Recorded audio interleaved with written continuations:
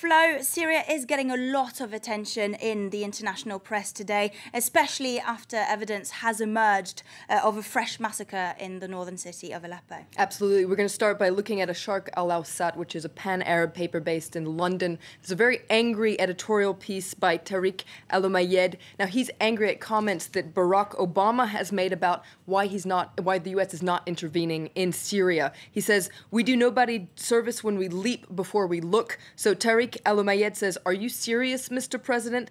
He says that Obama's understanding of the region is terrifying. Obama, according to him, doesn't realize that the humanitarian crisis in Syria will lead to a very complex security, political, and sectarian crisis, and that if the U.S. doesn't intervene now, it's going to spend the next 30 years confronting this crisis. Now, in other Syrian news, according to Al-Akhbar, which is a Lebanese paper that's seen as being very pro-Syrian, it says that Bashar al-Assad's wife, Asma, is expecting her fourth child, and it quotes unnamed Arab visitors who were in Damascus who report this news back to them. Now, there's been no confirmation from Damascus or from Asma's parents who live in London, but according to several reports, she could give birth very soon, in March, actually.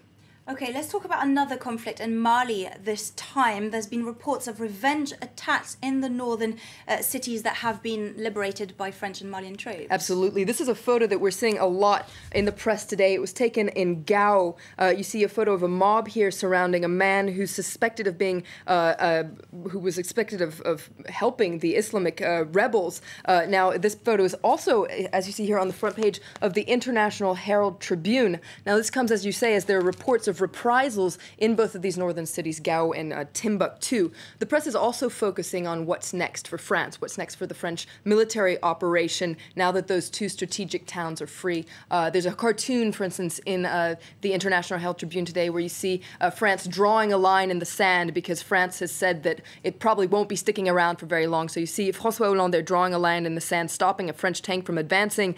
Meanwhile, the Islamist militants there are waving a jihad flag and rushing off into the desert. That's good cartoon there. The British press, meanwhile, is reacting to Britain's growing military commitment in Mali. That's right. It's on the front page of The Independent today that says that the gamble for Africa, the Mali mission, is sucking in 400 British troops. Now, according to the Ministry of Defense, Britain's role could widen, and The Independent reports inside that across the political spectrum, there are fears of what they call a mission creep. This would fears that the UK forces could be sucked into a Vietnam-style conflict without any defined exit strategy.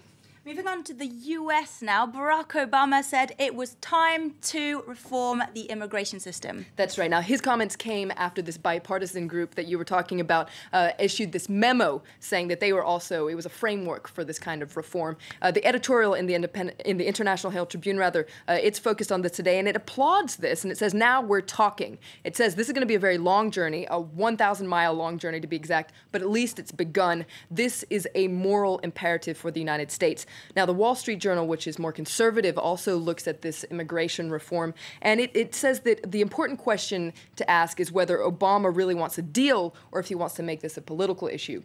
According to the Wall Street Journal, Democrats usually use the immigration card to draw votes in elections. It says that this is probably what they're going to do in the 2014 midterm elections. So it hopes, though, that Obama will embrace the fact that the Senate, the framework of the Senate, is very open to this immigration reform, and hopes that he'll seize this opportunity.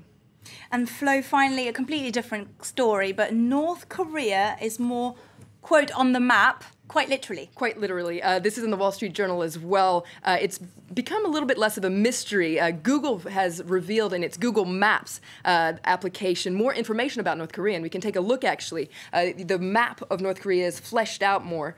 You see more street names and also the locations of certain prisons. Now, according to Google Maps, this is because of the, there you see the map as you see it today. This is the hard work of citizen cartographers on Google Maps, so check it out today.